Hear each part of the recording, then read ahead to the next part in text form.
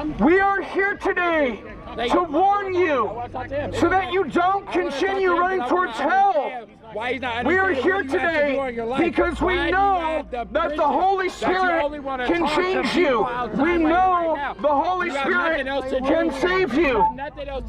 We know that the Holy Spirit can change your heart. You have children, you don't have a life, you don't have a wife, you have nothing. Today is the day of salvation. You have nothing to do. Today is the day of salvation. Today is the day of salvation. Did I touch him?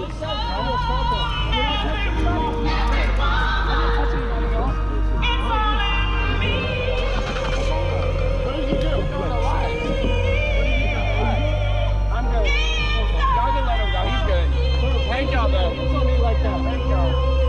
Why'd you put your hands on me like that, sir?